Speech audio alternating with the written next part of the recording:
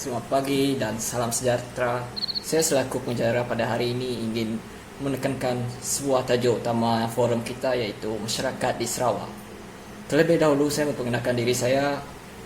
Saya Marcelo Vieira Anak Robert, dan seterusnya para pecadang kita.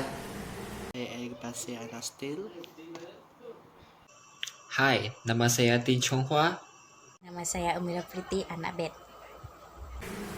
Tanpa melengahkan masa, lebih baik kita meneruskan saja sesi perbicaraan ini kita pada hari tentang masyarakat di Sarawak.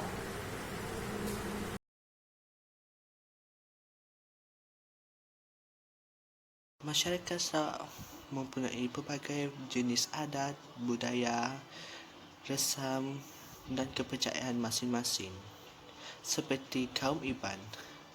Kaum Iban merupakan kaum paling terbesar di Sarawak, iaitu dari seluruh daerah.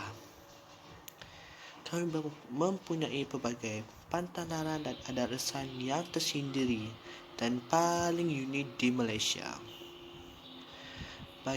Bagi perayaan kaum Iban merupakan perayaan Hari Gawai, menyambut pada setiap 1 Jun.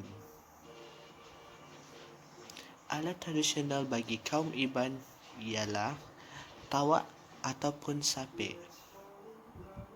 Pertempatan kaum Iban terletak di asal nenek moyang, iaitu Beji di Ketapang, Indonesia. Kaum Iban mempunyai rumah panjang dan tuan rumah dipanggil tuai rumah. Agama bagi kaum Iban ialah agama Kristian. Sepertinya Kristian di negara lain. Okey. Contoh-contoh dalam bahasa Iban iaitu selamat datang, iaitu selamat datai. Makan iaitu makai. Tidur ialah tindur. Selamat pagi ialah selamat pagi juga. Selamat malam juga, dan sebagainya. Kepercayaan pada kaum Iban ialah diwarisi dari turun-temurun. Kegiatan ekonomi bagi kaum Iban ialah bercucuk tanam, menanam padi, meloreh getah dan sebagainya. Contoh-contoh bagi kaum Iban ialah di Lulu, di Betong, di Simunjan, di Bintulu, di Samarahan dan di Miri. Pelbagai banyak kaum Iban di Malaysia. Okey. Tarian bagi kaum Iban ialah tarian ngejat. Tarian ini sangat terkenal di seluruh Malaysia maupun di luar negara. Bukan itu juga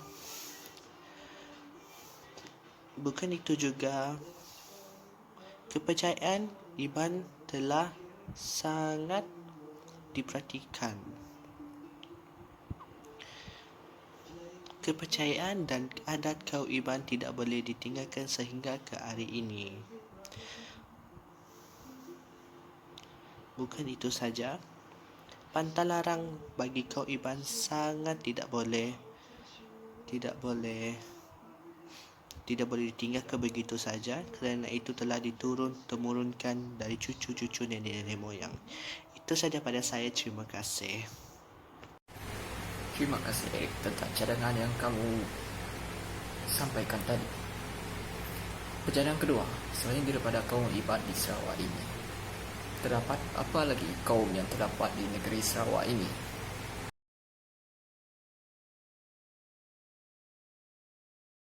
Oke, terima kasih Marcelo atas soalan tadi. Dan sekarang saya akan teruskan dengan kaum yang seterusnya yang ada di negeri Sarawak. Kaum seterusnya yang ada di negeri Sarawak iaitu kaum Cina. Kaum Cina bukan sahaja terdapat di negeri Semenanjung Malaysia, dan dia juga terdapat di negeri Sarawak. Malah di negeri Sarawak mereka mempunyai bilangan yang agak ramai di negeri Sarawak. Dan Cina ni dia terdapat berbagai jenis, iaitu ada yang Cina Mandarin, ada yang Cina Fuchao, ada yang Cina Hakka, dan ada yang Cantonese dan banyak lagi. Dan kaum Cina ni dia merupakan kaum yang agak penting jugalah bagi kemajuan negeri Malaysia, negara Malaysia, itu negara kita sendiri, kerana mereka telah banyak menyumbangkan menyumbangkan bakti mereka semasa mereka berada di tanah air, dan mereka sekarang ini masih berkembang di negeri kita, dan sekarang ni mereka telah populasi mereka di negeri Sarawak dan juga di negeri Semenanjung Malaysia semakin ramai. Dan hari ini saya akan memfokuskan kaum Cina yang ada di negeri Sarawak saja. Pada kaum Cina yang ada di negeri Sarawak, dia ada kebanyakan kaum Cina yang berbangsa Fuchao. Mereka akan ada di daerah Sibu dan juga ada di daerah Kuching. Dua daerah ni mereka saling bertukar tempat kediaman, kerana mereka asalnya memang banyak di Sibu sekarang, dan mereka pergi ke balik ke Kuching kerana mereka ingin mencari peluang pekerjaan untuk menyara sara hidup mereka. Dan kaum Cina ni juga mempunyai pelbagai pantang larang dan juga adat.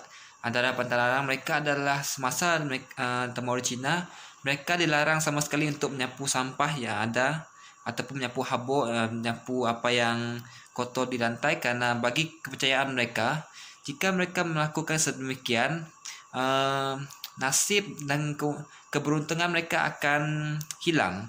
Bermakna apabila mereka sapu sampah tersebut, itu ibaratkan mereka menyapu tuah mereka, mereka membuang tuah mereka dari rumah mereka. Sebab itulah mereka cakap, orang Cina cakap, kalau Temurun Cina kan tak boleh sapu sampah. Itu memang pantang larang mereka lah. Yang seterusnya kita akan pergi ke adab mereka. Adat mereka yang pertama, semasa Temurun Cina yang dalam, kita boleh katakan, semasa merayakan Temurun Cina, mereka tidak boleh memakai baju hitam seperti ini, kerana bagi mereka memakai baju hitam tu merupakan nasib yang mereka cakap ketidakberuntungan bagi mereka, dan mereka perlu memakai baju merah semasa hari Temurun Cina. Itu kerana warna merah merupakan warna keberuntungan mereka, iaitu mereka cakap warna merah itu Ong, dan mereka haruslah memakai baju merah dan juga menggantungkan tanglong dan mainkan mercun semasa Temurun Cina. Dan satu lagi adat mereka percaya bahawa pada zaman dahulu terdapat sebuah seekor raksasa jahat ni, iaitu mungkin bala halus, yang selalu dia mengganggu mereka semasa Temurun Cina. Jadi mereka menggunakan mercun ini untuk menakutkan makhluk tersebut dan juga supaya menghalau makhluk tersebut, kerana mereka percaya makhluk tersebut takut kepada bunyi bising dan juga berwarna merah. Dan saya lupa menanyakan makhluk ini dia bernama Nien. Itu adalah makhluk yang selalu mengacau kaum Cina lah semasa Temurun Cina. Setiap tahun lah mereka pada zaman dahulu, dan makhluk ni akan kacau mereka. Okey, dan seterusnya kita akan pergi ke apakah tarian tradisional mereka. Selalunya kita akan tengok semasa Temurun Cina, mereka akan memainkan tarian tradisional mereka, iaitu mereka akan menari tarian singa, ada yang menari tarian kipas, dan ada juga opera. Okey, setakat ini itu saja yang saya nak kongsikan, dan kita akan pergi ke pencadang yang berikutnya. Terima kasih pencadang kedua.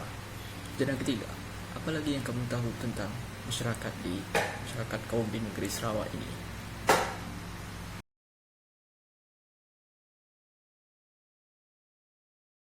Merupakan kaum orang asli yang terbesar di Sarawak yang menetap luas di Telang Musang dan berlaga di bahagian Miri, Bintulu, Kapit dan Kalimantan, Indonesia. Bagi tradisi mereka pula, tradisi mereka lebih kurang sama dengan tradisi orang Iban, iaitu memotong kepala. Memotong kepala musuh merupakan satu keperwiraan bagi kaum lelaki dan dibawa ke kampung sebagai cendera mata. Bagi yang memotong kepala yang banyak, itu merupakan seseorang tersebut akan disegani dan disegani oleh orang kampung dan banyak wanita yang suka kepadanya. Kepala tersebut digunakan untuk upacara ule ayau. Dari segi penempatan pula, kaum Kenyah ini membina rumah panjang yang berdekatan dengan sungai untuk mereka lebih senang menyerah hidup mereka ke seberang untuk memburu menggunakan perahu. Dari segi kepercayaan pula, kaum Kenyah mengamalkan adat resam, iaitu adat ampau langan dan buyau.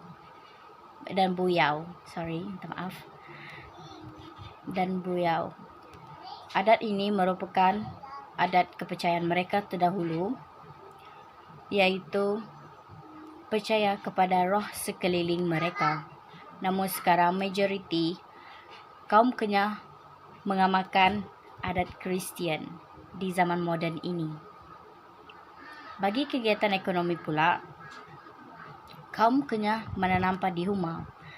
Padi yang mereka tanam yang berdekatan dengan bukit, yang boleh ditanam di bukit bukau untuk menjaga kehidupan mereka.